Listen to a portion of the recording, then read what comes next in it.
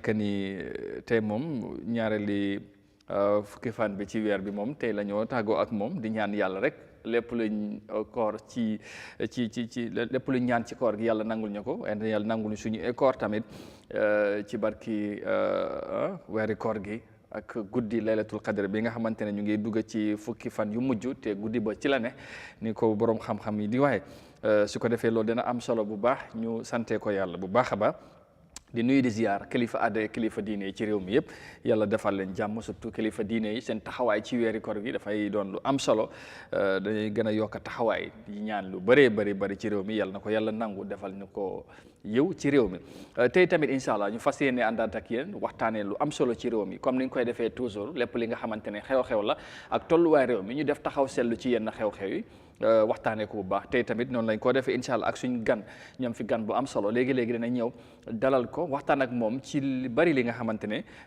moo gën a fees ci réew mi mu doon yittee askan bi ndax nag ñun loolu toujours danañ ko faral di wax askan bi daal mooy lépp ci yëf yi moo tax lépp li nga xamante ne si dafay doon seen yitte wala seen ay interest danañ ci taxaw waxtaanee ko ci nuñ koy defee toujours so before ñu dalal gan gi ma jox kàddu gi Modou Niang monsieur le directeur moom mooy borom Costa Road borom Race Course mu nuyoo bu pare incha allah nag ñu tabbi ci waxtaan bi yaatal ko bu baax a baax monsieur le directeur nuyu naa la bu baax noo yeewoo.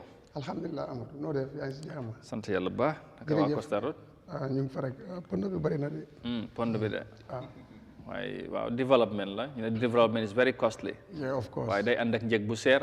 njëg bi de moom ñun waa Bundu kay waa Bundu xam nañ ci dara. waaw beeg wala te ko def waaw waaye xam nañ ci dara. yaa xam dégguloo mën a génne ngeen si. waaw loolu moo tax yéen si woon kay. yéen kay yéenay suñu jaatige.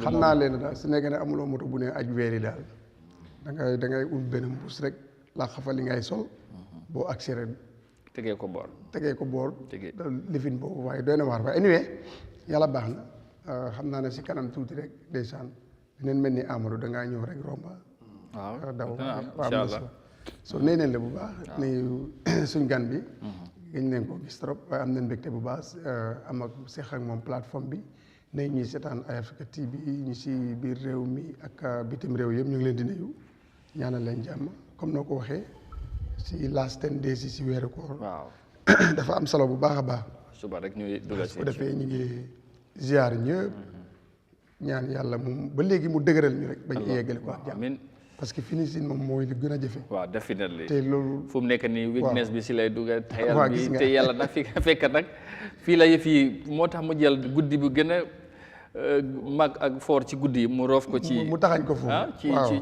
ci fan yu mujj interestingly sax gars yi dañoo wax rek 26 27 waaye mu ne la ci last 10 days xamuñu spécifiquement yi kañ la so moo tax waaw borom xam-xam ñoom ñooy blanche noonu ñu def seen calculation exactly wallahi ba indi ko 27 ak yeneen bon anyway yàlla na dajeeg moom allahumma amin ya rabbi am ngërëm moom si barke Seydina Muhammad waaye bëgg leen bu baax beneen yoon feggoog yow si programme bi Good Morning Africa xam naa bàyyi la rek comme que am nañ gan duñ am nañ ay ponk yu bëri yi ñu war a waxtaanee si kanam incha allah incha allah am na solo ñu jaajëfal bu baax ba ci ni nga ko waxee noonu la su ko defee ñu dalal suñ gan bi quickly balaa loolu ñu apprécier suñ sponsor bi and then ñëwaat nag soobu ak moom ci waxtaan bi tey suñ gan ci jotaay bi Gambia du wax ak Gambien si ci nu mu ko gisee ak nu mu ko xalaatee dalal nañ ko ci jotaay bi ak several times ak yeneen jotaay ci Eyeafrica TV ak yeneen media house moo tax tey ñu am mbégte dalalaat ko war a waxtaan ak moom ci lenn lition ci programme bi tey ñu bàyyi la nga nuyoo Gambien si ñu lay seetaan fii ci réew mi ak ci diaspora bi.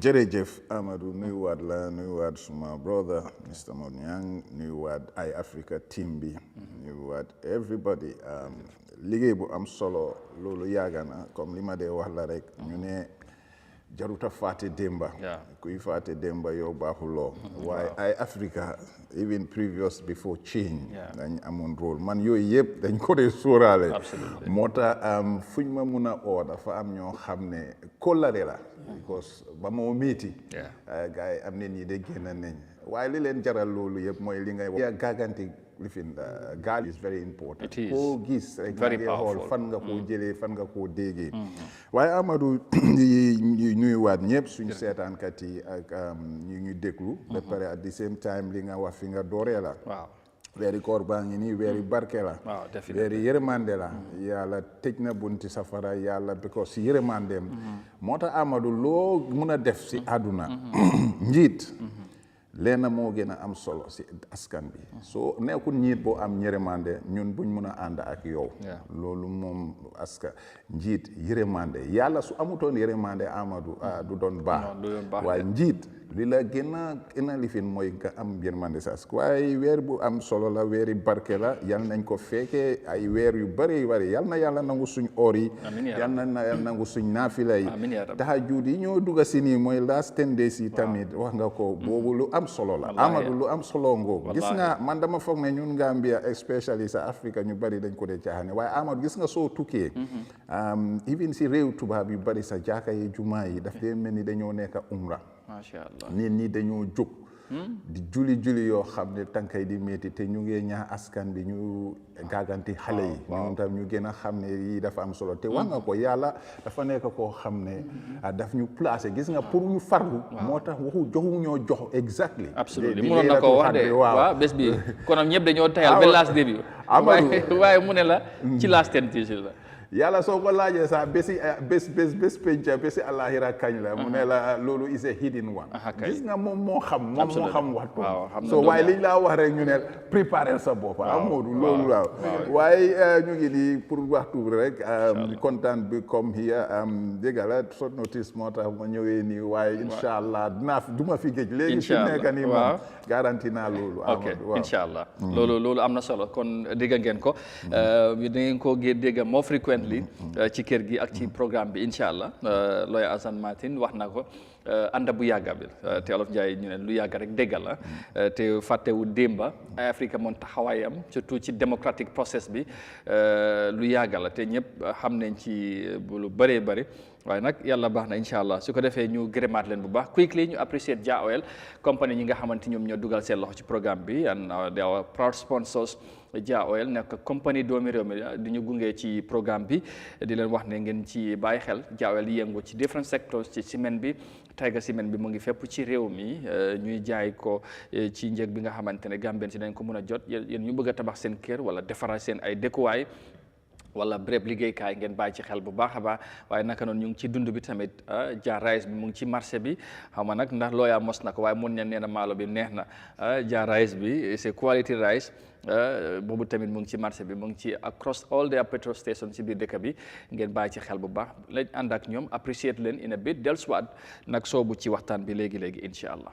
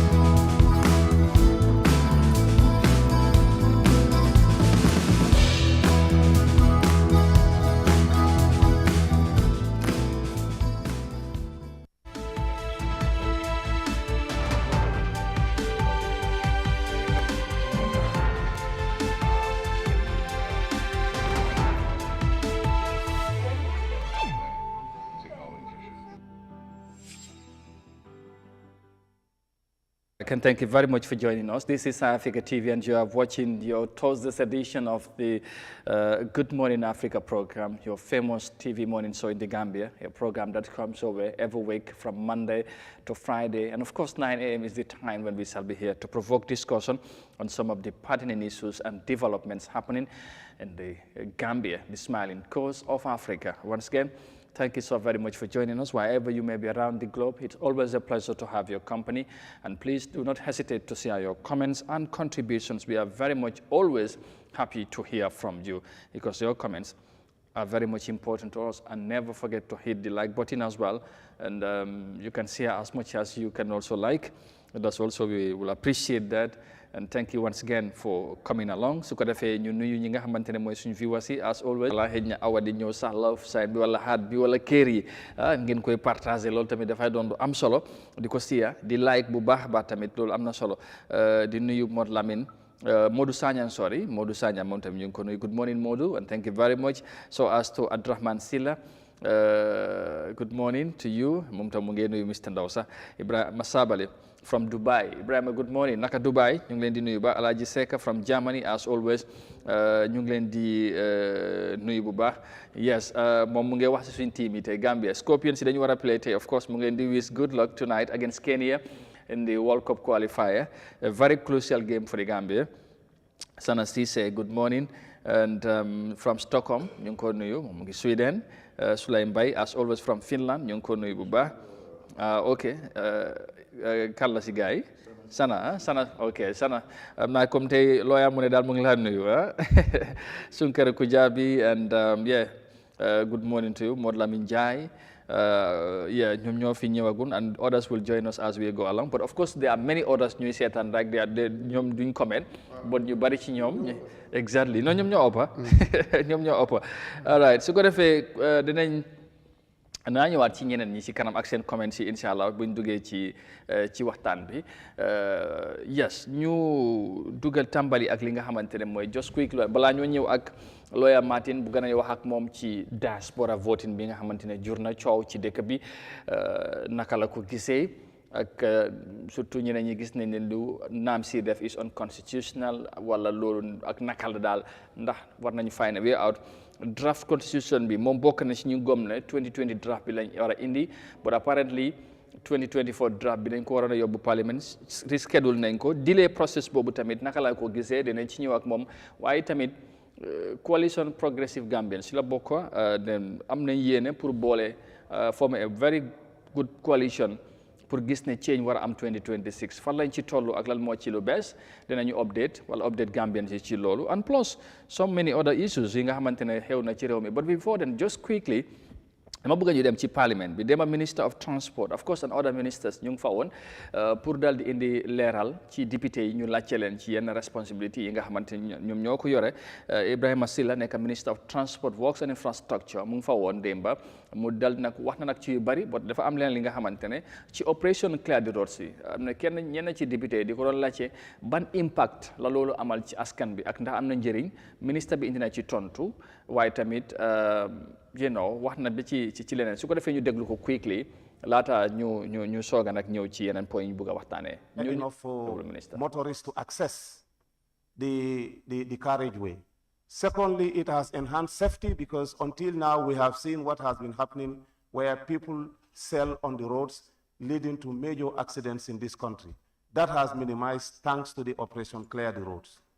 And also, more importantly, when we are to engage in road construction in some of these areas, we don't have to go and use meager government resources to demolish and compensate those that have deliberately encroached on the roads. Member for Sabastanjal, you have the floor.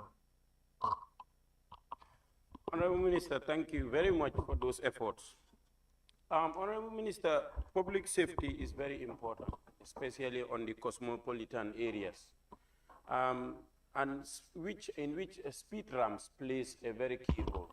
Do you have any plans to extend it to those cosmopolitan areas for public safety?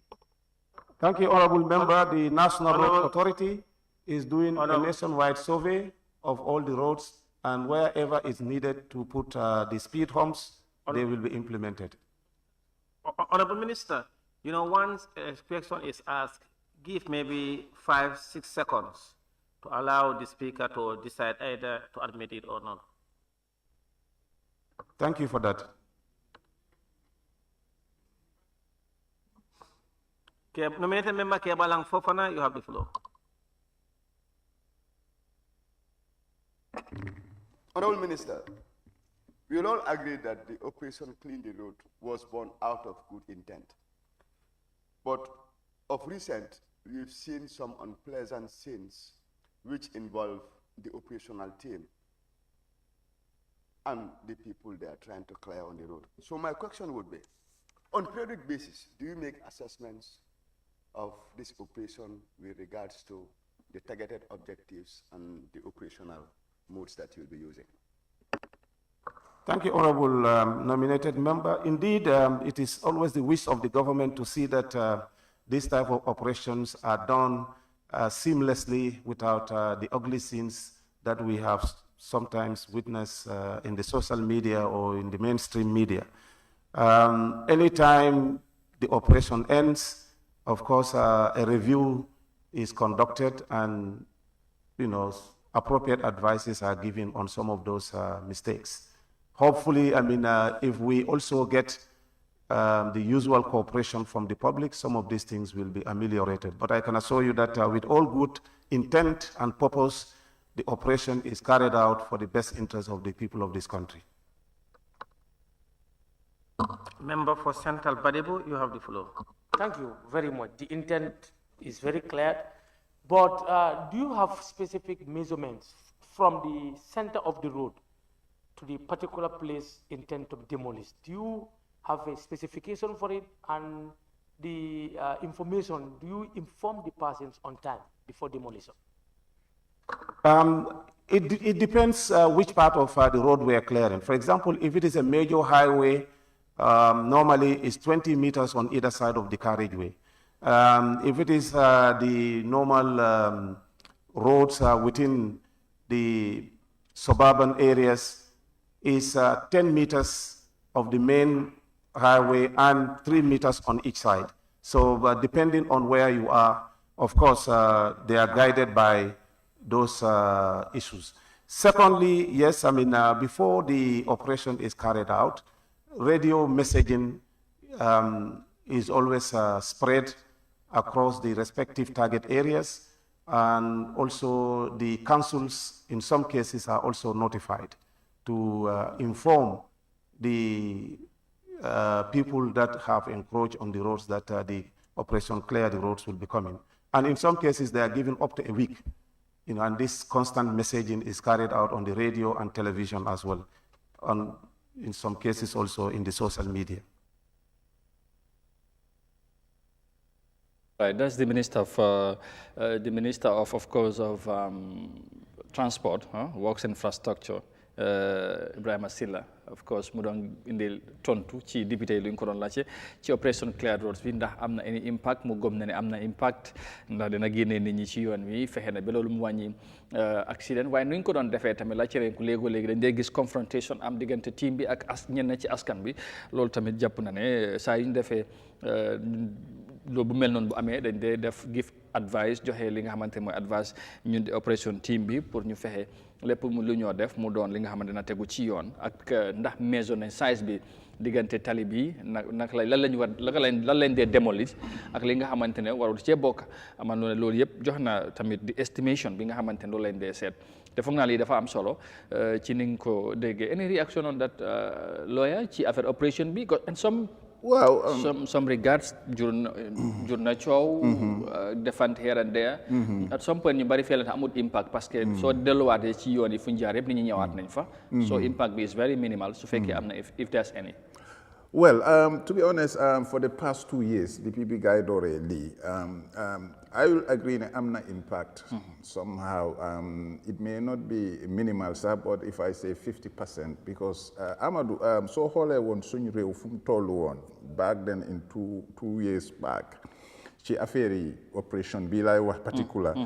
The disorganization, kuneka di jai finga jai, ñi ñëw si edge tali, so demee yena areas yi nga xamne, basically strategically, marché Serekunda nga dem turntable woon, xam nga kiosks yi cantine yi fuñ toogoon ak nit ñi ñu doon jaayee back 2 years ago. Definitely, I can just say, I'm not in a main road yoo xamne impact na because dafa baaxoon pour ñu wax nit ñi ne xam nga one of the most important thing mooy ñu woon nit ñi ne buñ disorganize bugga nañ ñëpp bugga nañu dunda ñëpp bugga nañ nit ku dem jaay si kaw tali xam nga si sa am sa koom-koom ak yooyu waaye nañ orderly.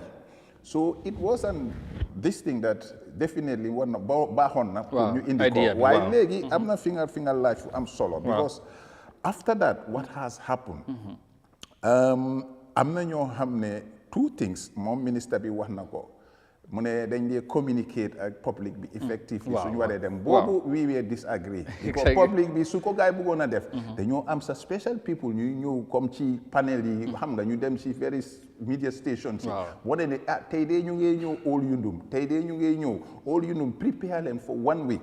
The other thing also which he says which was ne councils yi dañ dee liaise ak local councils yi boobu xam nga tamit yaa ngi fàtte the issue of central government local government is there is a collaboration te gis nga at some point stand off bu amoon diggante ñoom ak Brikama Area Council métti woon na ba IG moom mujj dem intervene pour régler situation boobu déggoo amu fa léegi but generally let's come back to it Oakley since MP raise definitely ñun yëpp ñaawlu nañ ko because definitely tamit public bi they have to understand tamit li ñu wax public interest dafa important trop Amadou ak nuñ bëgg a def ñun yëpp dañu war di nangu léegi ñuy compromise si yii loo xam ne suñ safety la suñ health issue la suñ environment la public bi dañ ci war a nangu parce que du ñëw rek ok dama laa ñëw exemple even syndicat war nañu di draw demarcation si ma wax nii di dimension ne suñ fi waxee ne 10 meters la or 5 meters la bàyyi leen ni léegi ñun ñi dañoo ñëw cokop loo affaire bi te loolu definitely du yoon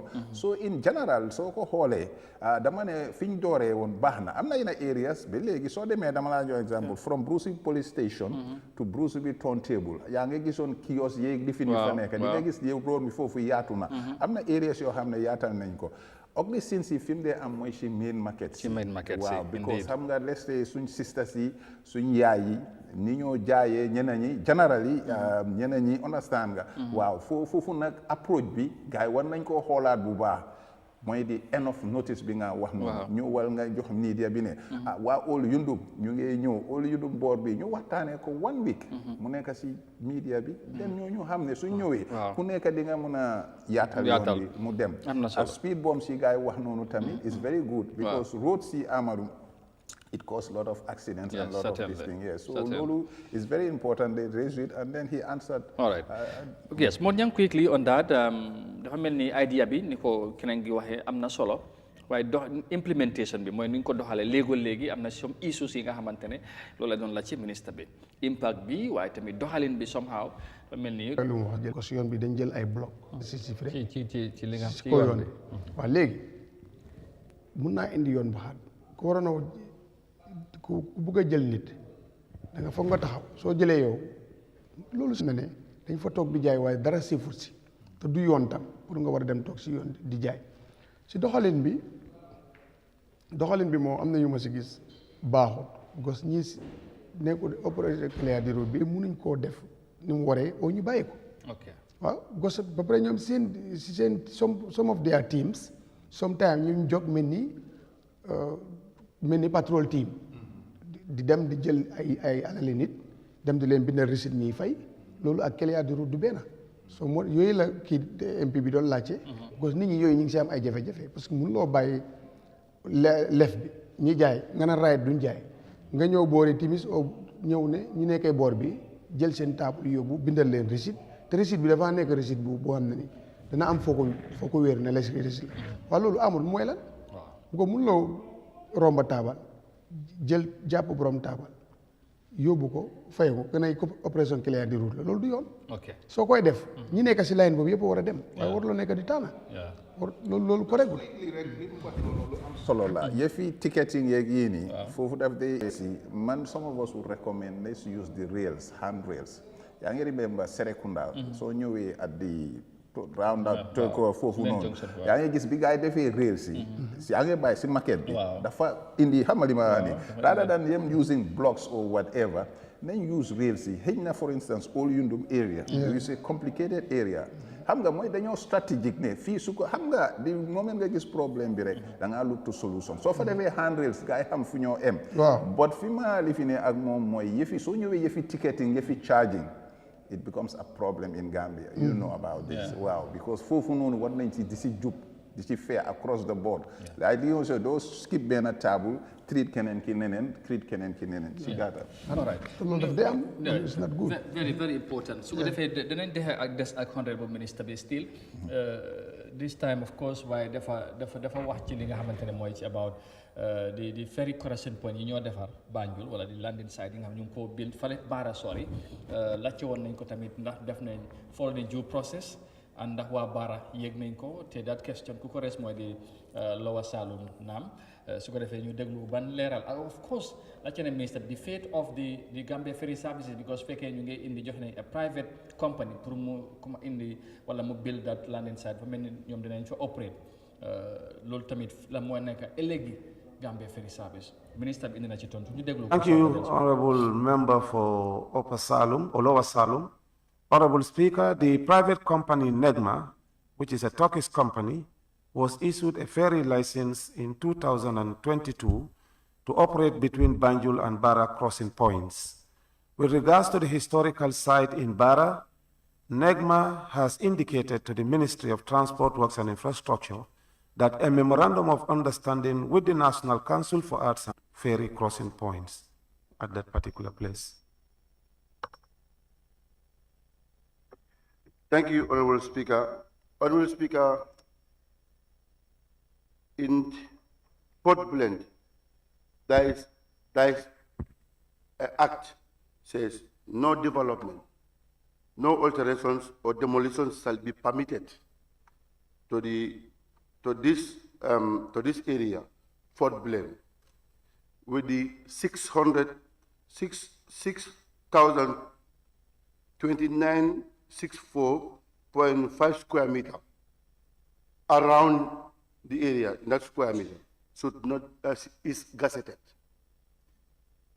Why the ministry is giving a permit to the private company to go and demolish the area or to harm the square meter that are indicated in the act? Why?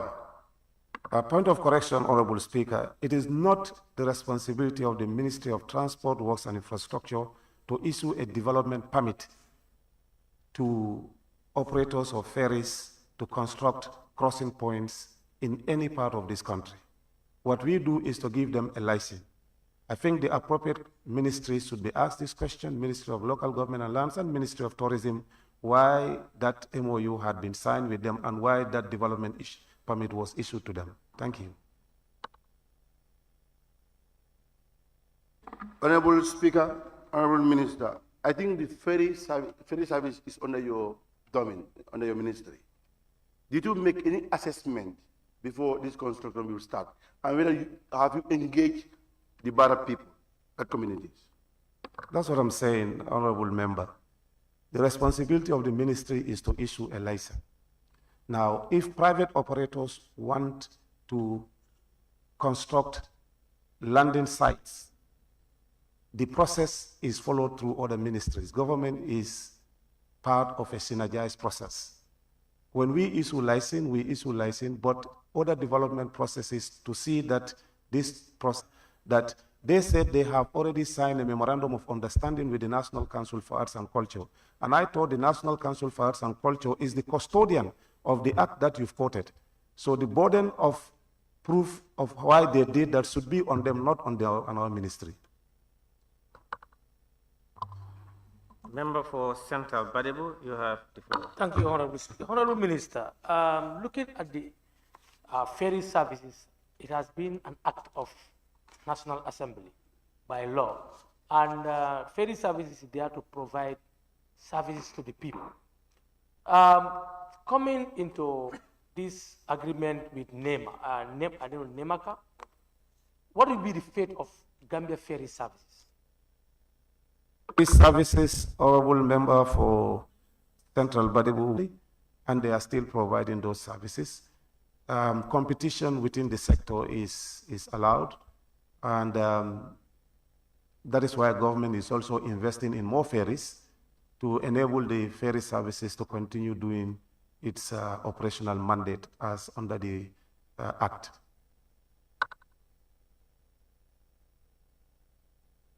Transport, Works and Infrastructure, there again responding questions from the parliamentarians.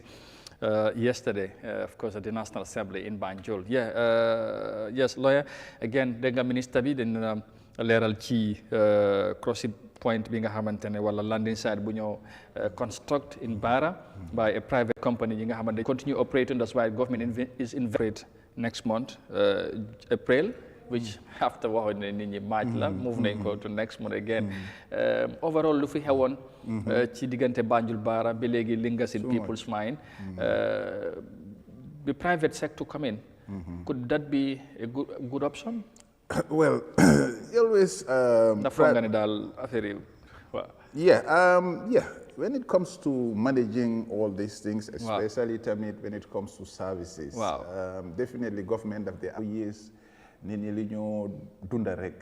crossing be. I'm just taking Banjul Barra crossing, meeting a torop, and all this thing has been under his purview. Legi you get try a private sector pour mu ñëw in that area in terms of landing site security, but the services are very poor. Amadou, I tell you, last Bima use fee, this was about less than 3 months ago. They have to cross to Gal. An example, Enula and so on and so forth, because there was only one ferry. I mean, how long can we be living like this? Legi ferry amut, legi ferry amna.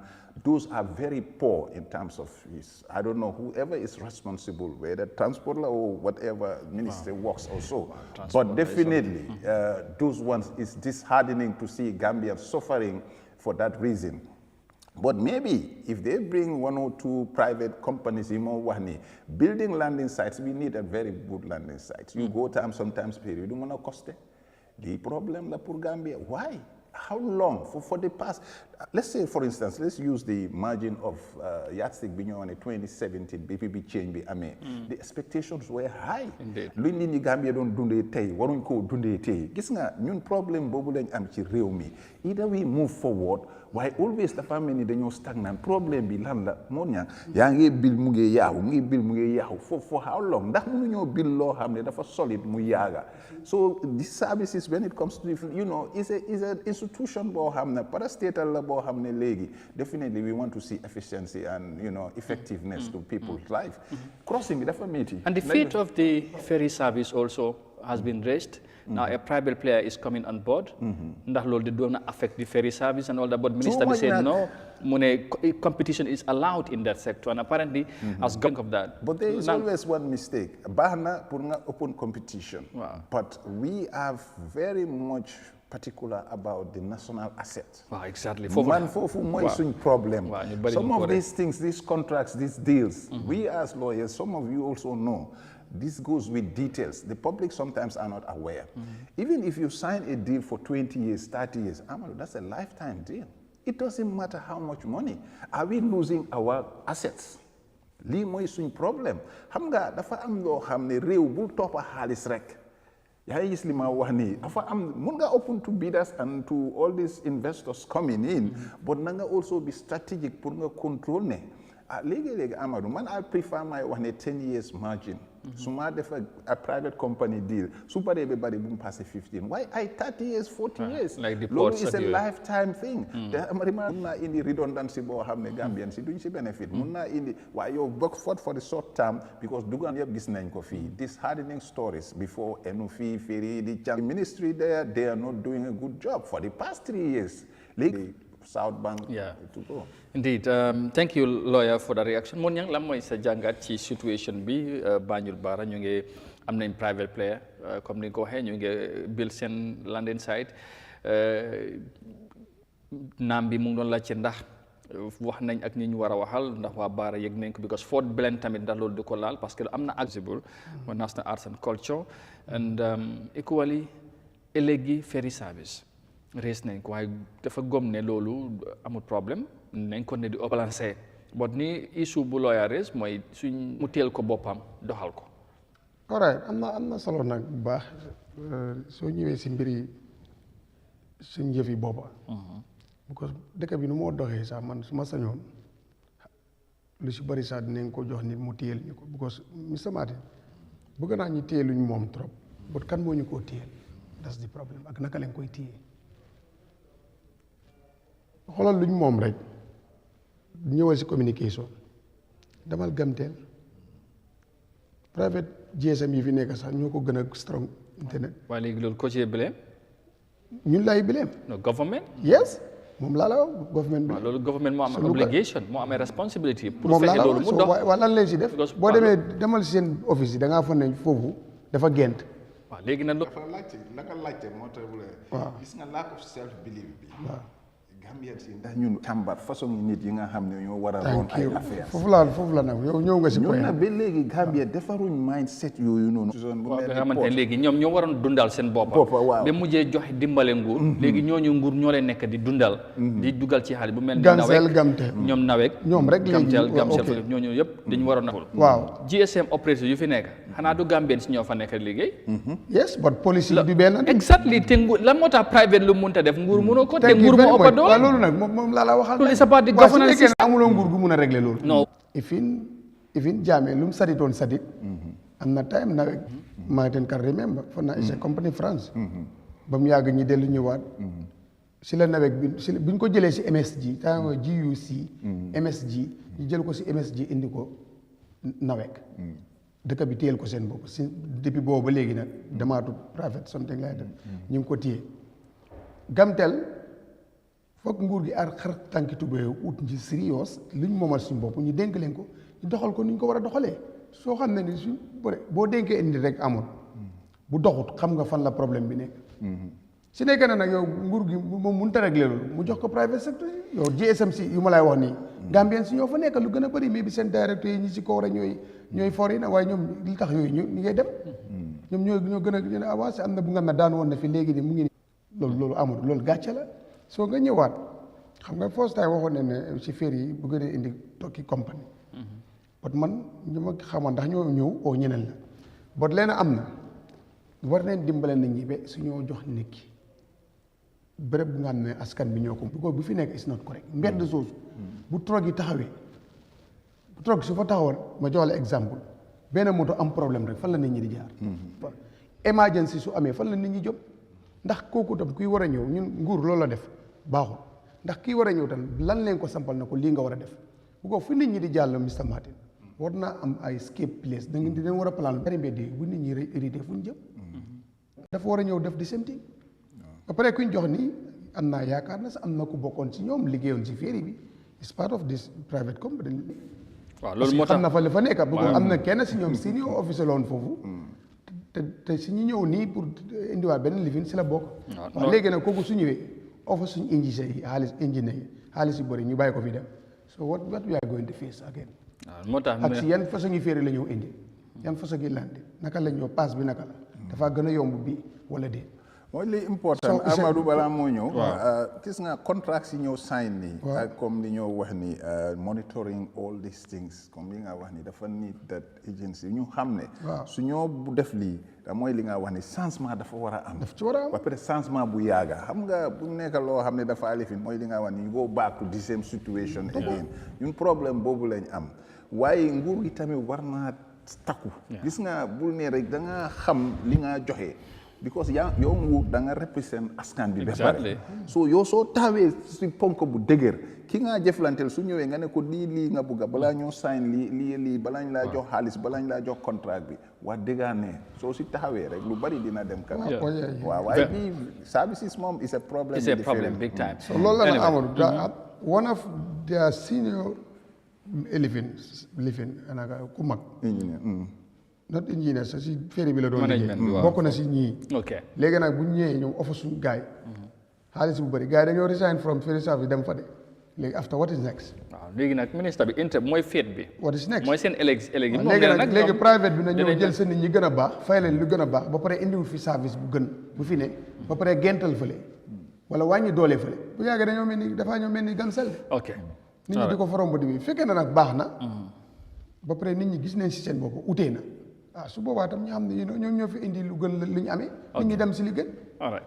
Jërëjëf su ko defee it's already 6 minutes after 10 at this juncture dañoo jël another short commercial break once more appreciate Jah Oil then ñu dellusiwaat nag soobu ak lawyer Martin ci beneen ponk waxtaan bi essentially ci diaspora voting bi ak yeneen yi ma highlight sànq dina ci gën a indi tontu Pa Modou Diop mu ne ma nuyul la ko mu ngi laa nuyu lawyer ak ñang bu baax waaw exactly di Uncle Sal network bi mu ngi misbehave tey Gambia la de ñu ngi wax about GSM xam naa ne gars yi moom mooy loolu but suñu gars yi technical team bi dinañ liggante loolu I hope that things would be pretty much good ci bu ko gars yi checkee dinañ jël another short commercial break appreciate Jah Oil who are proud sponsors then suñu ko defee ñu dellusiwaat nag ci programme bi continuer ak suñu gan gi tey di lawyer Assane Martin war a waxtaan ak moom lu am solo.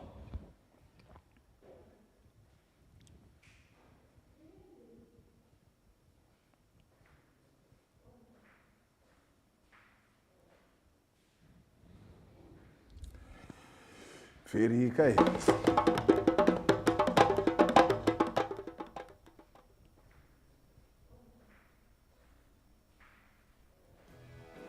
To ensure food security and affordability for the Gambian people, Jah Oil Agro-Food Depot introduces Jah rice into the local market. The 50 kilograms Jah rice is 100% broken white rice, fresh from India with high varied quality. To ensure food security and all Jah Oil for the Gambian people across the country at a wholesale price of 1,950 and a retail price of 2,000 Jah and all Jah Oil for the Gambian people across the country at a wholesale price of 1,950 to ensure food security and affordability for the Gambian people. Jah Oil Agro-Food Depot introduced.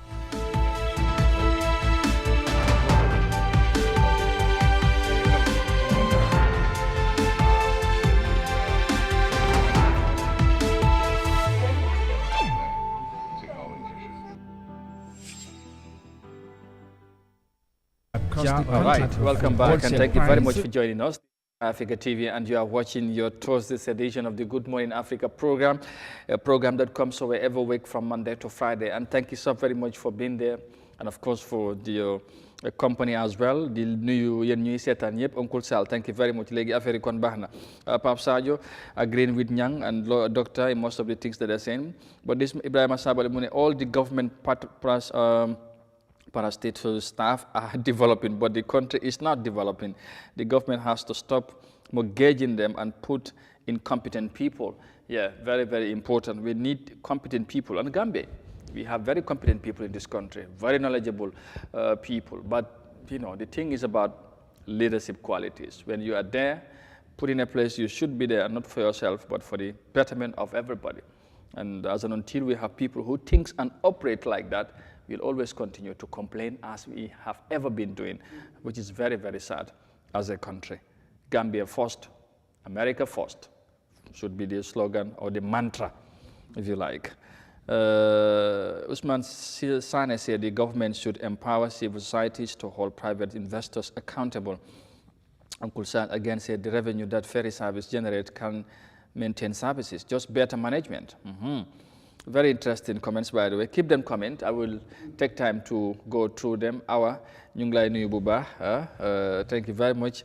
Yéen ñuy seetaan yëpp ci loolu. Su ko defee lawyer ñu move on ci leneen. Di hot cake bi jamono ji ci dëkk bi mooy di diaspora voting. And du ñàkk dégg nga ni yëf yi demee bu election bill bi demee parliament section 14 of the bill dañ ko mujjee génne from the bill jàpp ne constitution bi nanguwut ni nga ko bëggee diaspora bi mun a vote as at now depuis booba nag jur na coow daa surtout diaspora bi ñu ngi cee gën a taxaw jàpp ne they have to participate in our next election cycle, especially the presidential election foo ñu ci bokk ci so wax ci bari na fan nga ci taxawee ak naka nga gisee décision bu ñenn ci parliamentarians jël ba ñu reject that wala génne that clause.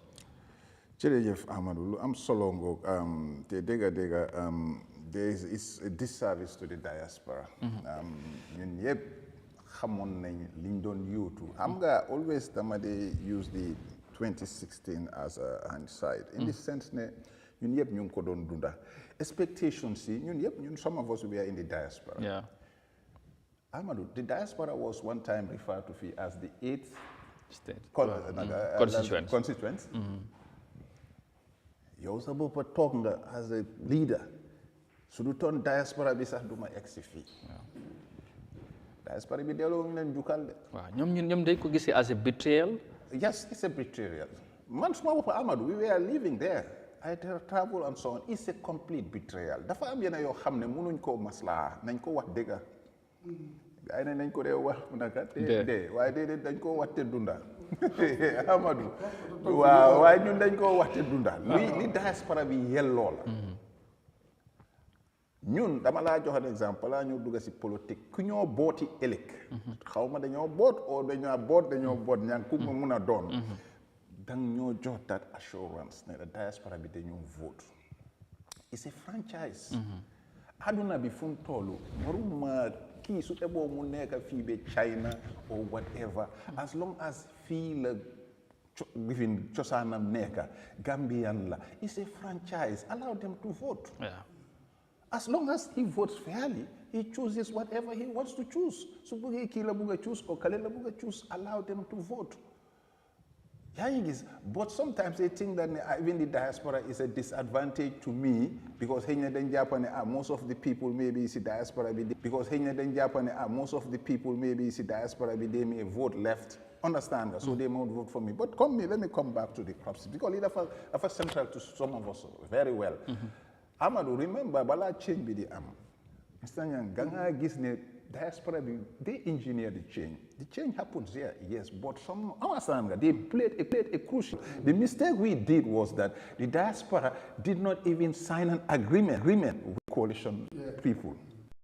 ñun waroon nañoo teg those cards dañ mistake foofu moo tax ma ne la gis nga change bi ñëwee di dinañ ci duga fii dama ko wax mbun taki dula andi mboy dula fo nga tooñaa foofu tooñaa wule nga fo ñooy balaa ñoo mun a sampa the next coalition dinañ ci duga man maay noma like I just say every week dina ñëw but come back to the diaspora voting Amadou is strategic guy pare wuñ ko this government they don't want it but why? Because the argument that being a what ni amuñ number be outside, they are disputing that. They have the number, and if in some quarters ñu bari lu ñu wax ni eventually who knows MPP mun na win and the diaspora. It's about the law, that's the argument and the process to be followed. Ba affaire yi nekk ñoom foofu mooy seen di naam si noonu lañ nekk di argue ñu reject wala ñu génne that clause. Definitely. Even let's say the diaspora margin, but let's come to it. Did they try to organize and have a strategic plan in mind? You have the CRC. Let me in the one CRC being I would be diaspora. Yeah. So how many diaspora do vote? Well, man, how much let them didn't consult. Why to sort their voice? Well, okay, now let's come to the crux of the matter. Here is the thing. Man diaspora is put your hope. Strategically, look at the population of the diaspora in terms of Gambians. I'm not in areas, okay, area B and so on. Strategically, let's use our embassies. Amadou, it takes what? A ballot box fee.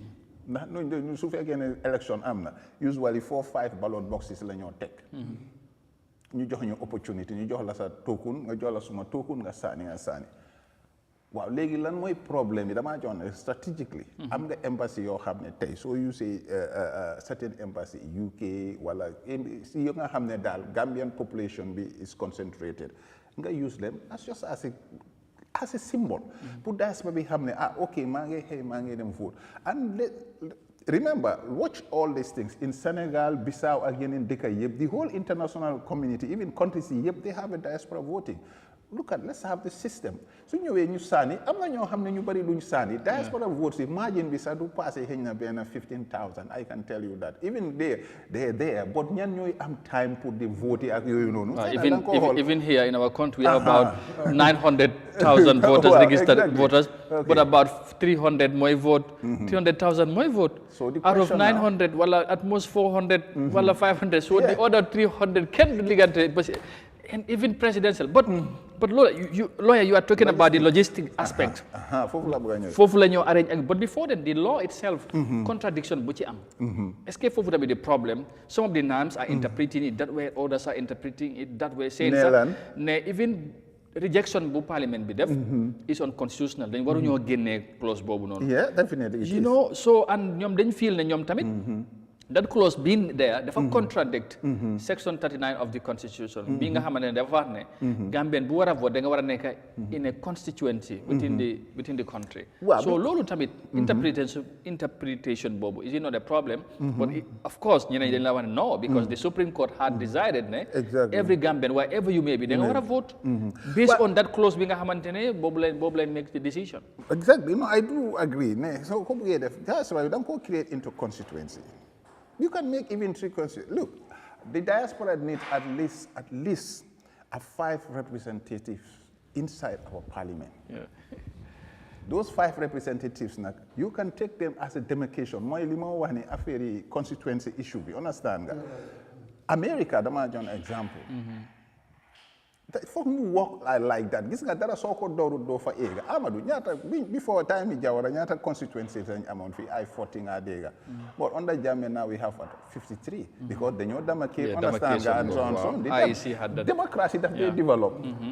Then ko parewul mom la law democracy then go. Your ordinary Gambians concentration with 3 areas now, for instance. Europe, America. Man will for my you want the constituencies in ma ni. Europe, America. And then even if you look at one in Africa, more than 5, at least 5 constituencies you have created. So let me be Scandinavia. That's an example. Legi danga be strategic. Even if it's in America, just give a symbol. Ne, Gambian representative or embassy buneka America. Although doing moon, Seattle, you know what I'm ballot box or Atlanta I'm ballot box or New York I'm ballot box. But let's say, for instance, Washington DC. Kepa Gambian bo time gamunko, go to DC, the boxes are there as a constituents of United States. So they have to create the constituency first. I do agree. Then in Europe also, you strategically, for instance, use, let's say, for instance, even 2 areas. Because then I said Gambian concentration, but look, the vote has to come to the people. So they use for at least 2 or 3 different, they create both as a Europe constituency. Let a Gambian MP comes from Europe. Yeah. Because constituency-wise, they know what film exactly. Wow. Then they use Benin. Pour vote. But another thing, my guy, what more about the logistic aspect? If you say Gambian, buneka CBT, the vote, Gambian, buneka Africa, like you said. So Lolo, for example, Gambian in Mabul and use. Other countries are using paper ballots. Paper ballots, yes. So, gis na ku melni Ousmane mu ngi xalat about online voting as ndalolu mënuñ ko use ak yoyu. At first duñ mëna am online voting. But are we ready? We are not ready yet, but we have to move. But this is what I'm trying to say. If you don't start, you don't go.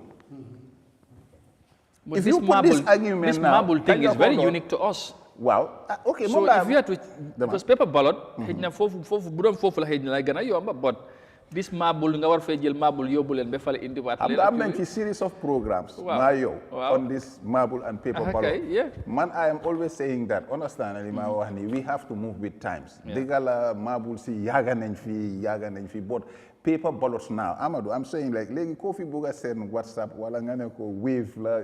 Even the market women and everybody, they know all these things. They allow them, I'm not wave, send Mako wave. Everybody knows about digits.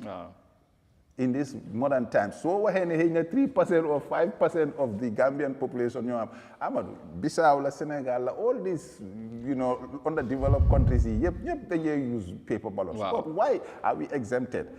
Let's say, but come back to Lingawani, logistical problem. How the parliament dafa am luñu raise, dañ ko use pour block the vice president voting.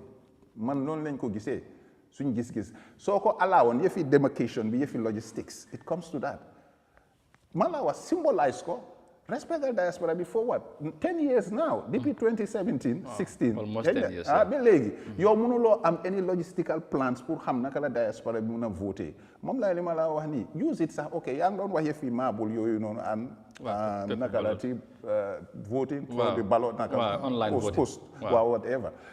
Ñun ega going for why danga am pour door ne diaspora okay for instance take Africa sa ne len Africa rek ñun xam nañu ñi ñu ngi Angola ñi ñu ngi Ivory Coast ñi ñu ngi Nigeria or so su la neexee nga ne rek okay Nigeria foofu ñun xam ne Nigeria is a big state but at the embassy ku mun a dem nga dem vote foofu noonu some may not come moom laa wax di gis nga soo ne diaspora vote watch Sénégal also yéen da ngaa dégg ñu ne la Kuwait only 200 ñoo fa vote ñaata population of Sénégal nga dem Italie ñu ne la sax Italian vote Sénégal less than 900 understand nga te soo demoon foofu ñaata maalang ñoo fa nekk in terms of Senegalese also so jox leen di opportunity ne ñun de moom mënuñoo def yëpp pour jox la paper ballot jox la moto nga ñëw waaye daal moom place a ngi fii pour foo xam ne yow soo buggee nga jël sa budget of $100 or $100 boo xam ne da nga ko budget pour rek nga dem from Leeds nga dem ba London nga dem si sa embassy nga ne vote na.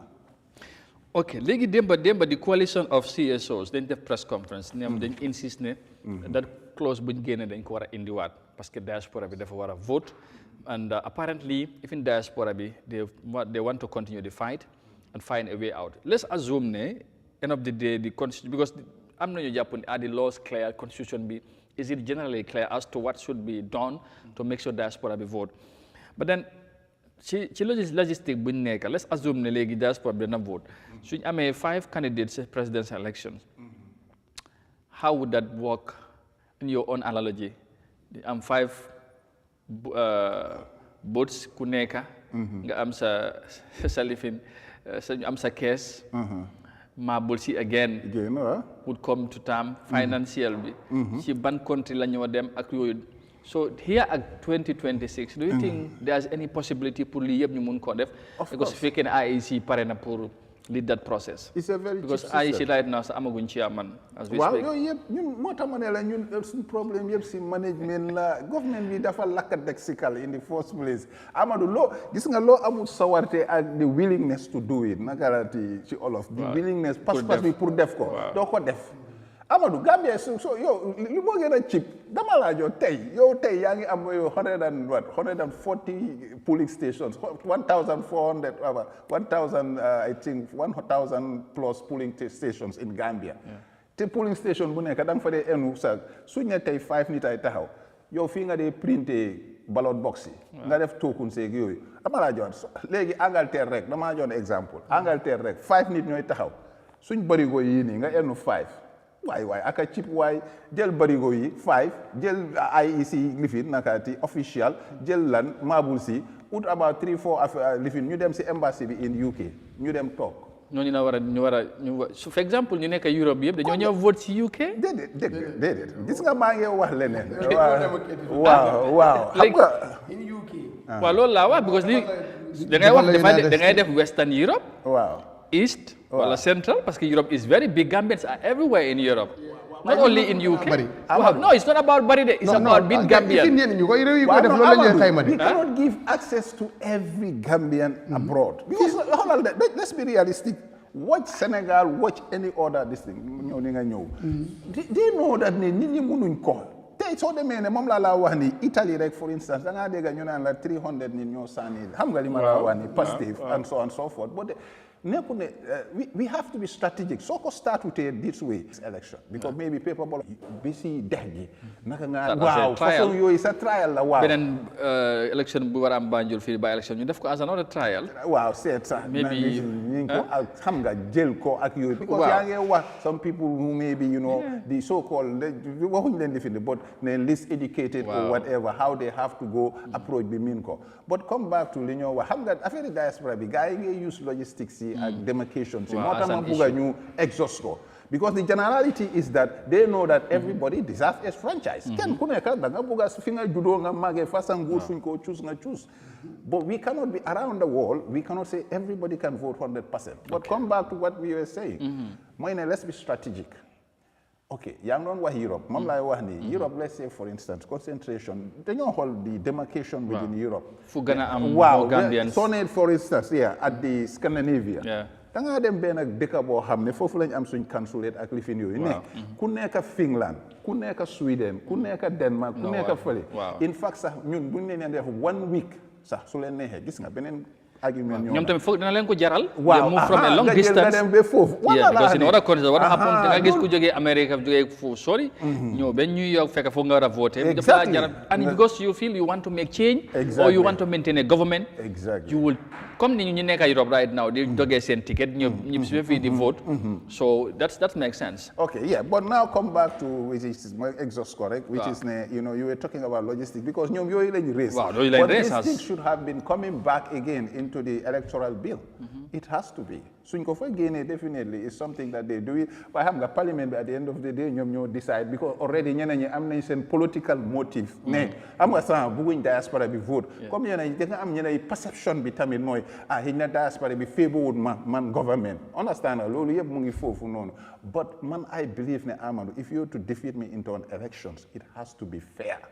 Man loolu laa gëm man moo tax man on those principles moo tax ñu sos suñu mbootaay bi te dinañ ci dugga. It's all about fairness. So ma win nga ñun ñetta ñoo taxaw ku win su amee 5 votes ma am 2 votes su nga am 1 na winee 5. But in our case, waaw jarul mu ñëw try. No, why suñ boss me it has ever been transparent. Generally loolu la nit ñi believe ne kenn mënut a sàcc election using our marble. No man I totally agree. Gis nga even 2021 bii nii. Waaw bi gars yi di join ne dañ riig ak sàcc ak yooyu noonu. Nobody convinced me ba léegi ne it's a rigged elections.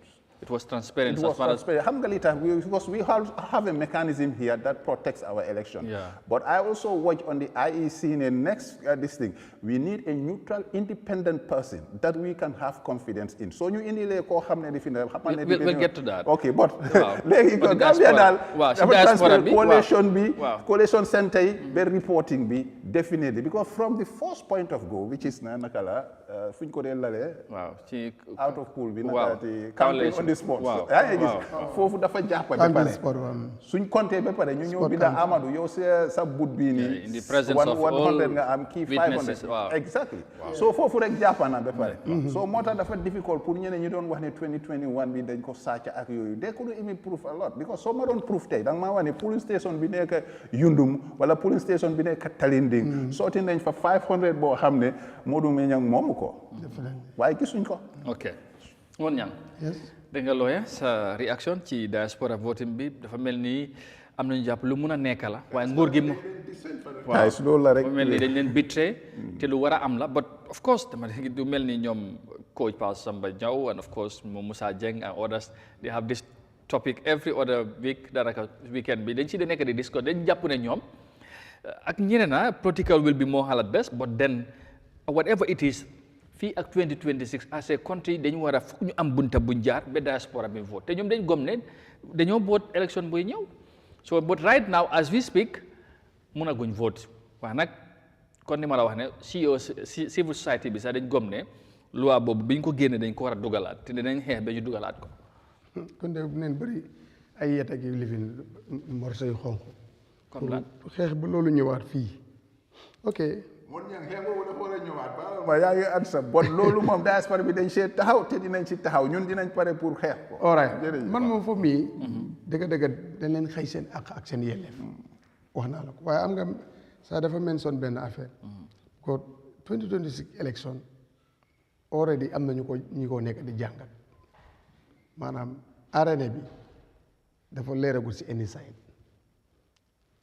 te di incumbent dafa bëgg a dem te mu ngi laa wax ne moom mu ngi fi woon diaspora la woon 2016 because changes bi suy am diaspora daf si play very good rôle bu rëy la si play absolutely so te National Assembly lu ñu def ba diaspora du mun a vote ay laxatukaay la ba du resin majority bi ñoo ko ignore laxatukaay la yun dañ am lay bu xaw a dëgër nag parce que lay boo bees si constitution waaw ñoom loolu dëgër la waaye fekk lay boobu nag da nga ko layee fekk ne sax lii am li nga bëgg lii nii sax layee nga ko de waaye bëgguloo mu am bu ko sallan xam nga ne doo fu mun a jëlee risol bu baax si yow waaye boo dégloo ñen na ci ñoom li nga wax ni du loolu la ñoo wax dañ jàpp ne nit ñi ñoo nekk di wax ñu amuñ support ci biti but that's sabalisa déglu naa ko loolu la mujjee di wax ci am naa loolu dañ koy wax rek déglu naa kenn ci ay non waaw ko ñoom dañ foog ne rek lu xewoon 2016 jàppale Gambien si ba li fi nekkoon mu jógee fi loolu mooy ñëw après bul ba six mu ngi fële six mu ngi fii de so loolu tax gars yi ragal affaire boobu noonu de loolu moo tax ñu ragal ko de bu fekkee ne raw gàddu leen amee ku la jiitoo perdre nga jàll mu óor na ma constituency bi su ma fa mun naa am pexe moo ko bloqué. parce que óor na ma ne ak nu munta demee dañ ko fay jiitu dama su ma amee fu ma laaxu nag def ko war du ma even su ma amutoon fu ma laaxu dinaa créer du ma ko def lay amuñ dépense bi amul nangam lay ba def ko surtout na nga am foo laaxu si constitution am foo laaxu ba indi section bu nga xam ne mun na la óor na nekk mu ngi fa wala nekku fa génnee ko gars yi loolu man de dem na ñëw ne lu ma gis mooy ne rek ñi fi nekk óoluwuñ diaspora ne bu ñu fa demee dinañ fa jëlee seen kees si dina fees fa muy loolu la tey seen vote man de si man dafa war a nekk. ni ko gars yi jàppee xëy na leen seen ak seen yelleef. waaye fooguma ne nag dina am. waaye léegi. dañ gëm ne dañu war a ni ko looya waxee diaspora bi noonu lañ ko gëmee ñenn ci ñoom they have to vote and ready nañ pour loolu mu am wax naa la civil society bi nuñ taxawee ñenn ci opposition bi yenn stakeholders yi dañ gëm ne li gars yi def teguñ ko fenn te waxtaan bi danañ fexe ñu wax ñu war a wax ba yëf yi ñu. waaw léegi ñu ko génne yow dégg nga dugalaat ko noonu. ñu ko génne ñoom dégg nga seen wax ñiy wax. non ñooñu fu ñu téye lañ téye. ok so kooku moom parce que neen jàpp ne ñoom li ñu def ci yoon lañ ko teg te justify neen li tax ñu def ko. yes bon nag xëy na buñ gënee waxtaan ak ñoom ci wàllu yoon ba ñu xamal lañ fu ñu téye ci luñ jàpp ne du yoon. yoon terewuñ leen loolu li des moom ndax ñoom pare nañ ko. bu boobaa est-ce que duñ ko seetaat. nu moo gën a yàggee ñii gën a ñàkk chance pour ñu ñëw li process la di. moo tax nag duñu. comme suma brother bi li moo wax ni yëpp ci parlement bi la rek. The government has a motive. The long and short of it is that dañ ko narut. But not everybody in the parliament am na ñi nga xamante ne nee nañ sax for exemple UDP wax naa la ko fii bu Yahya Jammeh Sanya nee na ñoom dina ko indiwaat again pour ñu dibet ci waaye lu ñu ragal mooy amuñ di nomba moo tax mu ngi doon xalaat sax diaspora bi si biti dañ fexe wax ak seen naam ci fi nekk pour encourage leen ñu mun a change seen position mun a ànd ak ñoom ci pour gis ne clause bi bàyyi nañ ko ci bill bi buñ balaa ñooy endorse. Let's say for instance ñi nga xam ne naam si nga xam ne they went against this. I am advising the diaspora ñun dinañ continue with the pressure to make sure that mu am Amadou ñun wanta ñu ngi ñëw bu nga ma dugg si fi movement waaw soo paree fi rek ñu ñëw ci boobu rek we'll start of time ñi nga xam ne naam yi nga xam ne they went against it and they did it comme li ma wax ne deliberately comme ñoom li ñu wax ñoom decide nañ ne ñoom bëgguñ diaspora bi vote. Let the diaspora take targets on them. Because tactics, in a way, what I mean is that you have to be fair. Targets how? No, have the same consequence. Those names, they will be, do better than the Wow.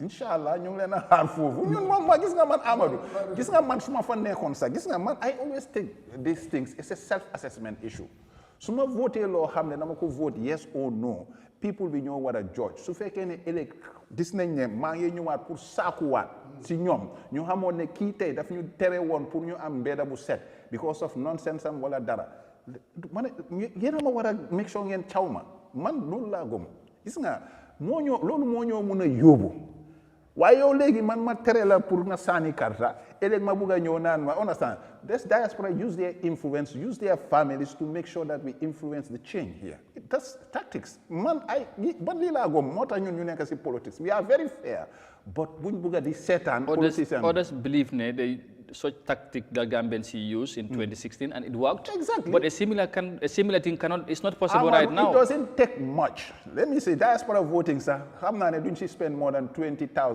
million, 20 million. How much election budget, 200 and something million dollars. Election budget in Gambia, 200. Diaspora voting, we don't spend $10 million is doing spend. So I put diaspora voting. I can tell you that. Even to pass a 10, well, to pass a 20 million, sir. Yeah. Out of a budget of 300 million. Yeah, I see the decline of funding in 2021. IEC staff, sir. No, 2021, loolu lañ waxoon xaalis amutoon. No, 2021. Waaw ay si dañu amutoon pour ñu mun a logistique financially waaw motutoon loolu lañ la yeewoon dëgg la. Élection la pour diaspora voting. Pour diaspora voting. waaye again moom la moo tax gis nga bi ñu dugg si wax bi man xooluma what the surface because details yi li gars yi di wax ne du mun a nekk man foofu laa dee dem ana lu tax mënuloo génnee xaalis bi mënuloo génnee manpower bi. yaa ngi gis li ma wax ni section bi is just a clause xam nga clause boo xam ne dañ ko indi si parliament yi ne non ñun because of lii la also moo tax ma ne la the motive mooy loolu man maa yow dañ toog as MP bugguñ lii bugguñ la li but why are we the argument is do we have logistics for it do we have preparation for it and we have been for 9 years now government has been lackadaisical when one time nga toog nga ne diaspora bi ñoo toog nga toog naan diaspora bi baa feeñoo la xam nga yii yëpp dégg nañ ko just recently 2024 alone the diaspora bi dugal fi over $700 million government bi praise leen ci lo appreciate their impact ci lu doxal réew mi you know more than 31% lu ñoo contribute to country's GDP but with all the suma toogee suma lal sa as a Gambian either I'm in Italy whether I'm in Spain whether I am in America or so I should have the notion ne mun naa jóg ma dem sànni karta whether nag dama travel 5 hours wala dama fly 2 hours understand nga li ma wax ni at least IEC bi jox na ma the opportunity a presidential election sir in that manner. So ma waxe parliamentary which comes to that demarcation being done wax noonu to constitutionalize constituency put for the diaspora. On at least 5 they can if not 3 sir.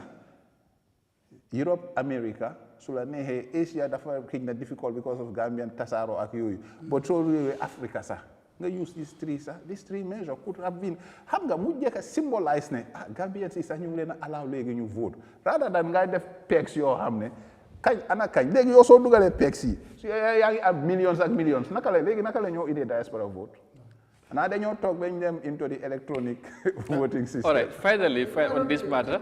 Really paper system loolu su ko gars yi bëggoon a introduce suñ ko defee Gambians dañ ko understand and I think there's a time voting time boobu but first time fii naa moo gën a jafe vote président génnaat vote MP first time moo fi amoon. waaw ñun loolu la loolu si province yi dañ ko doon def si kaw gi dañ ko doon def waaw léegi loolu ku ko mun moo gën a yomb dem jël ki nga xàmmee jël nataalam sànni moo gën a yomb si la leen ne te gars yi dañ ko munoon loolu du lay de gars yi ñoo ko buggul rek man nag dem na ñëw lu ma gën a bañ si élection Gambie yëpp mooy raw gàddu yéen lu gars yi war a xëy ak politiciens si waxtaan si ak nguur gi ak AIC ak divider mooy ñi génnee raw gàddu 50% bi yes 50 plus raw gàddu loolu non 50 plus soo amee 90 su ma amee 99 nga am 100 loolu majorité falut la loolu correct gut amul raw gàddu dafa amul ci àdduna bi bu constitution bi jàllee dana ko régler bu fekkee ne jàllul den ñu dugal ko ci déedéet léegi mu ngi fa woon de nañ dem fañ ko génnee fañ ko tegoon fu ko Yahya Jammeh teg ñu jël ko fa ñëw dugal ko moo gën a yomb section 48 la 1997 waaye léegi day sa new constitution that is coming the 2024 draft boobu loolu mu ngi fa waaye boobu ñu ko génne woon ñu ngi fi léegi ñu dem dugal xam nga ñun suñ challenge député ñoo ko génne woon ñun suñ challenge léegi député ñu ngi am ideas yi ñu ngi am yuñ bindal lu waaye ñu ngi ko teg waaye to come to what he was saying the implementation side moo tax ma ne pressure has to come because dafa am ñoo xam ne mooy li nga wax noonu suñ ko narutee nag ngaa taxee ñu lifin ko mooy da nga leen a put pressure léegi foofu laa bëgg a ñu jeexale on this diaspora voting balaa ñoo ñëw ci coalition bi you talk about pressure but how diaspora bi ndax because diaspora bi kat not everybody maybe moo nekka fekkee ne the way people are assuming ne MPP as a ruling party bëgguñ ko because gëm nañ amuñ that majority in the diaspora but of course there might be some others ñi nga xamante they are still in for whatever the government wants or in for ndax dina yomba pour di booloo buñ gisoon 2016 in the diaspora ak Gambians yi bugga dara bokka doole xeex ko ndax coalition 2016 bi nu mu demee dina tax loolu mu yombaat am na ñu gëm ne loolu it be very difficult pour booloo bi amaat pour ñu mun a am that fight pour gis ne diaspora bi waaw no below the coalition so I'm talking about the influence bi unity waaw for the purpose of diaspora bi ñu booloo seen biir wax ne they would make sure ne pressure bi ngay wax teg nañ ko influence bi gis ne whatever the case might be danañ reverse this decision pour gis ne diaspora bi would allow to of course it comes out to li nga wax noonu mooy very very how can this be pressure on government to make sure you allow diaspora voting moom laay wax nii support the civil society the also but the movements also because political movement because there are most of these political parties probably understand if they also come as Gambians Lee franchise bi dañ ko war a spread to this thing tey dama an example for instance it may be like 2-3 parties yoo xam ne ñoom nga foog ne ñoo nekk on the 4 to this but the majority of maybe 16 or whatever parties yoo xam ne kenn xam seen position in this we don't know but let's say they believe most of them believe ne there should be a franchise mooy ne diaspora bi war naa vote ñooñu tamit tey suñ booloo on ak ñun pressure government could be one. We have to organize, and also if we are having legally and then this thing peacefully assemble and put a complaint to the National Assembly, which may end up being a protest. There's no doubt. It's part of democracy. Diasporans to show. Two, the influence diaspora have, if it comes to the elections, all these MPs in vote against. Let them be our target for the next elections. They cannot be. But diaspora be handling how to influence their families or their, the control they have here. Amadou, let's be fair. This man believe in this one principle. It doesn't matter what party you belong, what group you belong. Sumay aha ak sumay yelef jox mako. Man lolu la gom one mota dama waxone bima launch suñ naag bi mané.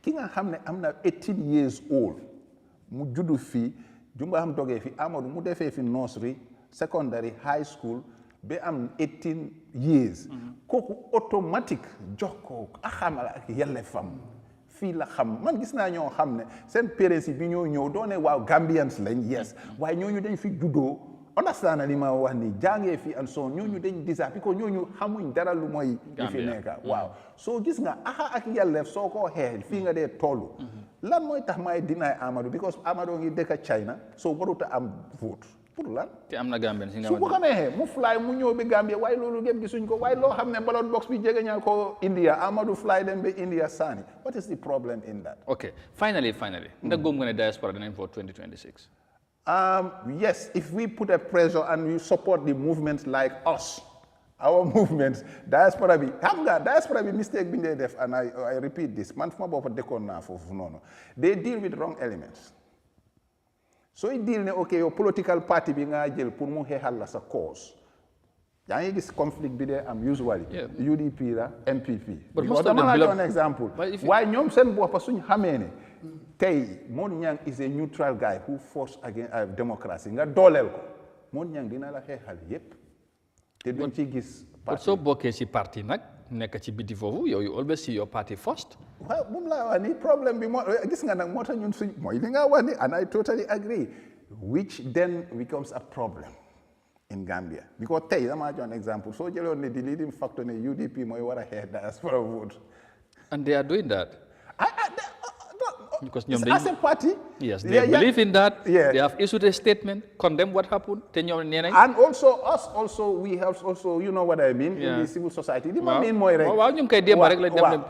thing is that, okay, you can fight it both ways. Yeah. But in the end, what I'm trying to say here is that let the diaspora be strategic in their politics. If they are strategic and they know that I'm diaspora within swing movements and so on, and I believe that we will consult them and we will come with a strategy to make sure that we put pressure on this issue alongside other elements. Fingers crossed. We'll see what happens. Time will tell, inshallah. The diaspora bi danañ vote am déet bëgg nañu vote parce que lu ñoo contribute ci réew mi is so immense and and it's absolutely is their right to vote. Ndax the government and all stakeholders would do what they needful or what it takes ñu vote mu ngi ci suñ kanam inshallah. Well, moving on, we still have to transition to election-related matters. You talk about diaspora, but it's all about 2026 elections. Gambians look forward to it. People are saying we need to change. Others are saying no, but have to be allowed for another term. Opposition be put their changes. Coalitions have been built again, and so many collaborations. You're both from alliance sort of.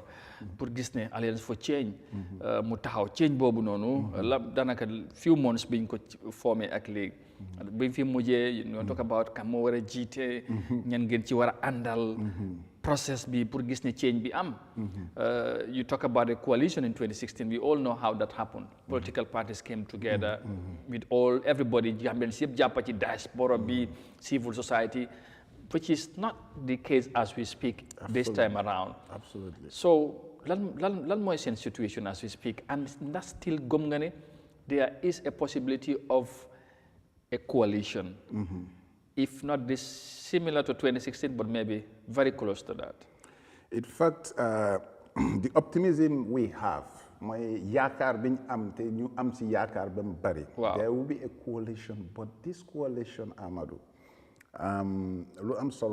it will be different from the 2016 coalition. Okay. Why and Why? how? Because fi mu nekk nii ñun ñoo war a càmbar suñ boppa as oppositions I will give you a headlines today. Gambian opposition parties needs a total reform. Gis-gis gu es, dohin gu es, vision gu es. It has to come into the political parties. Whether you are UDP, whether you are DOI, whether you are any party, Bande or whatever. So in politics, let me say this to the diaspora. Gambian politics since 1960, the culture of politics has to change. Ñun tay dama la wax ni suñ coalition suñ NAT alliance movements in your building. Recently you saw it. I call on all the stakeholders of the movements, and I'm appealing to all Gambian movements, Coalition for System Change, NAFA, and all those ñoo leen ñu ñëw mooy li nga wax ni préso bi fii lañ ko mën a bilee, but you build it with caliber of ñun xëccu wuñ jiite. Man dama am the problem in Gambian politics. I want to lead syndrome. The one thing, Amadou, let me break another one for you. We not we have to have a new level of politicking. The old guards have to give way. Kufa yakarne, you are an old guard. Whether you are in a party of whatever, DOI, UDP or whatever, we're going to work with you. It's not going to be.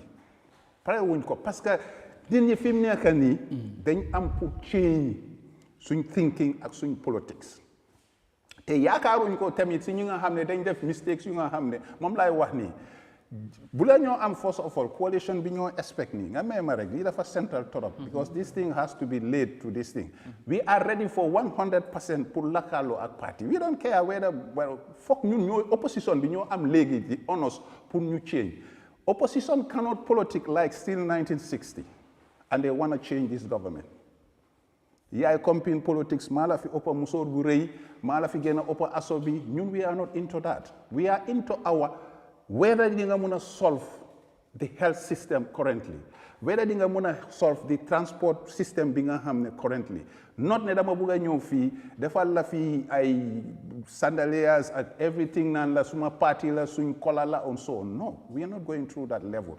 It's about ethical politics. Again, since 1960, Belegi, politics leka benachin, tega sabar, tantan koso, ritilla, and so on. We are not into that.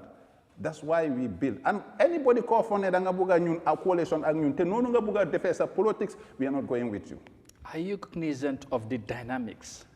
100%. And the Gambian political system? I am even confident working with an element in a party who is going to lead the Gambia in the next coalition, but he has to change his politics. Politics of 1960, Amadou, hamgali indi yefi head ni. Dore wonet politics 10 years later. Dafa stani wanti linyo was since 1960.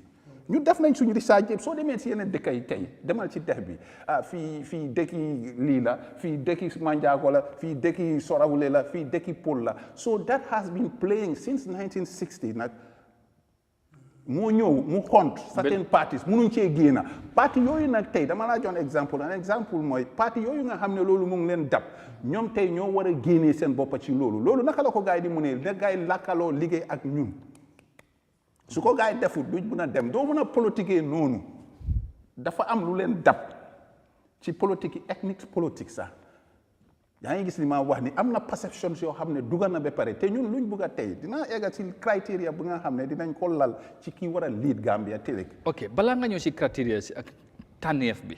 ba dafa am système bu fi nekk bu dëgër. and you cannot take away that that's the reality mooy parti politique bi nga wax ne. Amadou ma wala benn laajte olof rek teel sa question bi ñu ne. ngelaw bi yóbbu gina xaw ma lan la fa tenteng di xaar. doo bëgg a wax ci loolu. dafa bàyyi tenteng. non. bañoo xees système bi 2016. gars yi dañuy wax noonu rulaaw ne fii kii élection mënu ko fee génne. moom institution yi everything. waaye politique soo leen jàppee ne ñoo doxalee is a problem their way of politique foog ñu bàyyi ko at the political parties. ñoom ñoo jiitu woon dat xeex. ñu bàyyi ko at the political parties. Would they be ready for that? Well, tey yow nga bëgg a govern meritocracy. ba pare da nga am pour wane God fearing da nga am pour wane loolu nit ñi óolu la ci nguur. gis nga su fekkee ne ba léegi nii la ñoo politiquer ba léegi Barrow stays here though. No change. Really? Yes. If it get to that level? I'm telling you 100%. su dee ni ñoo wan defante fii man fale kale di la wala non ñun duñ defante noonu ak Barrow de let me be clear ñun Barrow fi ñoo yóbbu game bi he has to come there or he lose su fekkee ne opposition si dégg nañ si sa yara baatin li ma leen a wax dinañ ami koo xam ne hey it takes one person to be on that chair tey Sénégal dama laa jox exemple loolu moo am nit ñi dañ am lu ñoo am pour gom ñu gis ko di nga am certain denunciations you have to do di nga am certain guarantees you have to do and certain things you have to write with us otherwise we will not go with it danga sona mala political party tey ñun accept nañ ne de sa 20-25% mënut a change nguur ñu as a wave protest votes la man Amadou moo ma gënal moon ñang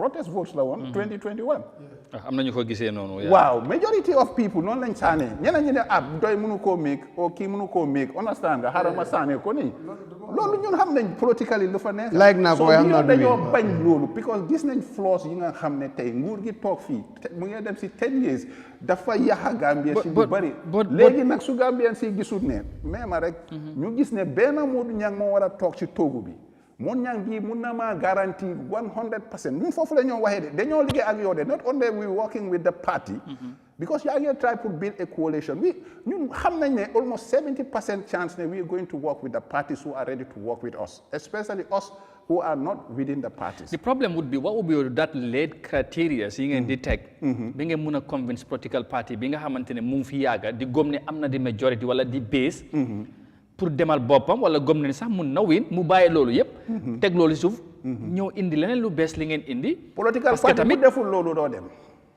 let me tell you that because leadership criteria bi dafa is high the bar was very low listen to the English I said I know I'm hearing it very well pour waxuma la yow I'm just feeling na ñu lay seetaan yoo xam ne lawyer lan lay wax is he dreaming about the bar was so low for President Adama Barrow we made a big mistake in Senegal the bar is very high. Yeah, because of the political awareness. Well, that's why we have to also go our political awareness. We have to elevate our politics. The next leader in Gambia, you have to elevate the politics. You will not see your party. And if you tell us that you're seeing your party first, we're not going to work with you and probably we're going to campaign against you. This is 100%. Movements in you mobilize. Man, I can tell you, no, man tara nukungola. Kachalebe 2016. The guy was empty. He doesn't understand governance. He doesn't understand anything. He came in, realizing that I'm a political infight. Now he hijacked the system. Is he delivering? Gambians is up to you. Daily Gambians the suffer price and everything. We are suffering it. Another mandate 5 years. It's up to you people. But kii ñooy ñun foofu lañ problème boobu la ma ne la opposition bi fi mu nekk nii déglu ma bu baax pour nit ñi du miinu ma foog ñu ni neen ñu tasaaroo ñu waxante dëgga ñu gisante dëgga su fekkee ne da nga bëgg a woon ne yow yaay parti yaa fi bëgg a nekk nii doo dem parce que li ñu wax mooy criteria bi ñoo tegi ak li nga xam ne yow da nga ko war a nangu nga accept ko nekkul ne dañ leen a forcé te bul make mistake let me say this thing in Mandinka nga ne da nga am mbooloo taxul nga change this government. Yes. Also, yeah. Hamali ma wani ntole mo soto wo man tina ko ngane hamali ma wani this thing change the government. Government liko change film ne kani moy li bala wani if you go to the same similar politics with President Adama Barrow probably he has more resources than you and he's going to win. How do we defeat Barrow in KMC? It was a tactics. Yang fewa other politic ak bu fi ne since 1960. 1960 ak léegi is almost 40 or something. No, sorry, 65 years. Come on, since now, well, 60 years. Waaw si bu nee nga jël loolu ne moo fi nekk. Then 60 years. So lu juddu 2024 mun naa génnee loolu. Lu juddu 2024. Like movement yi ngeen a wax nii. Waaw xam nga li tax ma wax loolu. Xam nga Gambia. Parce que nag xam naa ne loolu war na mun a nekk waaye ndax élection bu ngeen ko si bëgg ni ndax foog nga ne da ngeen ko si mun a am. Mun nañ koo am. It comes to what we do. Mun ko mention si garab yi 1960 ba léegi garab boobu bànqaas yi den bari de. Da nga nit ñu leadership bu correct jub ku am ethics gisee Gambian yi yëpp as one. Wallahi dama laa wax ni dañ make a mistake in 2016. We are desperate for change. But this time around, the one who is coming, dañu wax lu set. Then let's take on to that level. Not on a party. We want to work with party. In fact, we are working with parties. Why na make sure ne mu xam ne 60 years mun nañ koo change absolutely Sénégal tey fii dama laa jox exemple ñii li tax xam nga li tax li ngay jiital mooy God fearing bon ñii du 29 ñu ngi fi woon de. waaw but ñii sax déglu rek short period let's say not short period de 10 years la yes du benn élection rek de. non du benn dafa ñaar ok waaw pour mu leer waaw. mais ma rek parti in 2014 gars yi ñëw bay lifin ñoom Diomaye Aydson 10 years ago but dama la wax ñun tam Gambia question of the day is that how many people does it talk to pour mu nekk président si toogu bi ñaata nit a fa mën a kenn rek la exactly kenn kooku nañ leen ko xoolaat bu baax I agree with you nañu xoolaat loolu kooku noonu soo ko amee mu jub Amadou I can tell you things will fall again in place because kooku dafa war a man du ma ànda koppa woo xam ne da nga égoïstique you have to have a selfless mooy li ma daan wax they are criteria ok léegi let's talk about ñu jeexalee foofu xam naa ne interestingly time bi sax jeex na ñu ngi si weeri ko de donc waaw great news ya ñun de paa yi moom nañ ñu baala fi nekk ni there are people non dama la non ñu comme baal da nga ñëwaat ñan ñooy paa yi non gaa xam nañ seen bopp ñu sax ñëwaatee dinaa la wax ñëpp whether si doy la whether si UDP la also we're not going with you call those people pa these people have been here sorry yeah but what I'm trying to say here is just maybe the language but I'm trying to say that all gats yi they were going to take the dañu war a dem waaw dañu war a dem léegi yéen finally naka ngeen bëgg a approacher den video this position approach political party ndaw pour waxtaan ak moom ba convince leen pare ngeen pour liggéey ak ñoom as you say you are even working with others but the main ones di kii wan yi nga xamante ne xëy nañu bari Gambie ñoo leen ñii la ñoo nekk political party yu mag yi for example gis nañ election yu fi jaar Massembe recently diggante UDP ak NPP and all that Banjul tamit hitop bi start na donte ne sax UDP dégg naa ne ñu ne ñoom duñ ci context ak yooyu but these are things that happen certain political party ñoom duñ ci bokk but the main ones they are always contesting elections what would be your approach towards them ak lan moo nekk some of the if not all some of the criteria yi nga xamante ne foog guy consider doing that if you are to work with them or else or else as I just say this tax has to be high one two we will do what one thing is 100% say that we will have a consultation we will have an avenue of contact in terms of li ma dinañ oote ñu ni neen xam nga problème yi Gambian politics for instance dañ foog ne this thing moom la politics bi ak Gambians yi over 60%, if not 50% of Gambians, they have their own minds. The silence mass, they decide. Amadou, this guy, Gambia, so far, am base, sub base, dafa am fum M. Nyana base fee, 250,000, sadun komuna am. Damala buga walen. People be they're sympathetic to your cause, you sanilla. Why beyond Gambians, they see jangle lesson. Nengur wifi neka definitely, neku di pull weight am. People are suffering, this organization, then chamber key problems if doina. Legi na suga gene Gambia buga nañ ko jox salamun hayram but come back to our opposition man for fly way I'm talking from the point of opposition has to reform in Gambia. If they don't reform, the system continue. And I will accept that because at the end of the day, you know what I want a majority. Landa, if I say that my party forced Gambia, then you are creating a problem. Because your party among the margin. So a party like UDP think they have as the main opposition party, they believe they have the number. I always use the example of KMC mayoral elections. Wow. The incumbent was very particular about here. And do you know how we defeated? There was a collaboration. Yeah. And if these political parties don't listen to sorry to say red, wala blue, wala green, wala brown. No, wala purple. No. Nekatuñ ci politique bobu. Ida fiñ tollu waat moy back to ling doon wax 2016 naka lañ bolé won. Ngeen toggul gaay ciép di sabaru leen. Mo do sen convoyance bi rek ngeen gis yoon. Déglu de. Bota na gis nga fi la Gambien ci moy ling doon wax non di conscious mass pour ñu xamné. Xam nga du neex xey rek génné moy problème bi. Do xey rek nga ceñ li fi nekk. Why did it? Am nakati mo ñang moy lima la wax ni moy. Waaw. 2016 dañ fa amoon lu ñu dab again which is ne xam nga li ma mooy lim doon wax ni naka la ñëwee ba foog mbooloo bépp am bii am nañ ko yaakaar because bii kii ñëwi dëggaat du nekkaat it's going to be opposite of President Adama Barrow. Let me make it that point. We made a mistake. He came very empty xamul nguur daf ko daan wax na team la am you have to act on fairness. You have to have clean records because then you raise stakes. So what the foot mom la wani some party that was shown because some of us you know I mean you can build movements so it can come and even surpass parties. The party they go with movements. Okay. Well, finally, hey, lawyer, interesting discussion by the way. I'm seeing very interesting comments as well. What is in plan? Wow. So gis nga ñun coalition bi yeen ñaata coalition ngeen am members because am nañu let me hint. Coalition talks would not start for us with political parties at the end of year.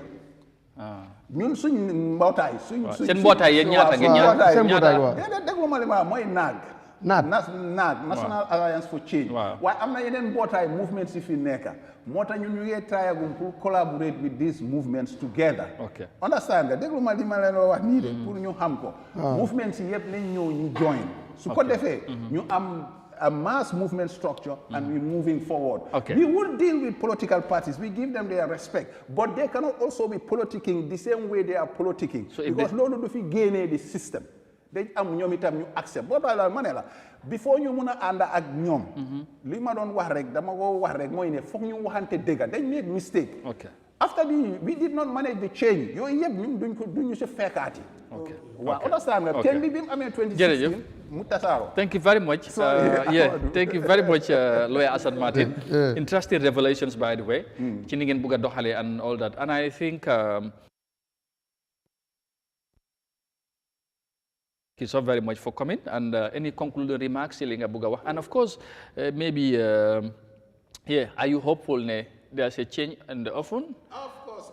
Gambians see if they want an ethical country, a good country, may li ma wax dëkk boo xam ne ëllëg tey di Africa tey di ak tey nga seet ñoo xam ne pas-pas ak liggéey comme nga yeewul fii ñoom Mali ñoom yeneen dëkk yi ñoom Sénégal ñoo li fi ne Gambia suñ politique foog mu wécceeku because dama laa wax ni. da nga feel ne bi dañ soxla something lu bees. Of course we have to depart from the past, go into a new dynamics. It has to be parti bu ko defut nag da ngay sonna ba pare tamit ñun dañ la living waaye bu ga nañ man ba de waat 100% we expect ne dañoo liggéey ak parti mun naa majority of times ne leader bi si parti la moo jógee wax dëgg ne ay 100% man loolu moom suma gom-gom waaye nag kooku du jël ne moom they're not gonna take ownership su fekkee ne nag yëfi ownership la moo koy jox bo li yëpp si future la and loo xam ne négociation la thank you all right jërëjëf lawyer will allow will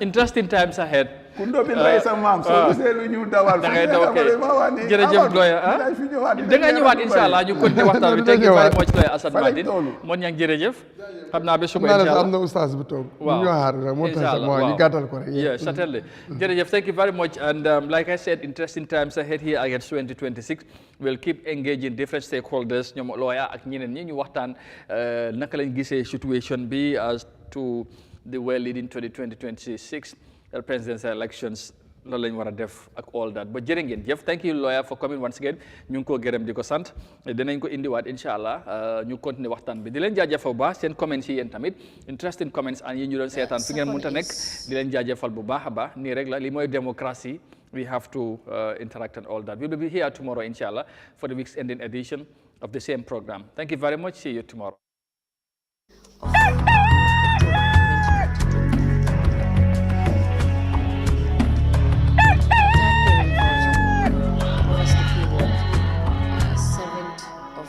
January 2023.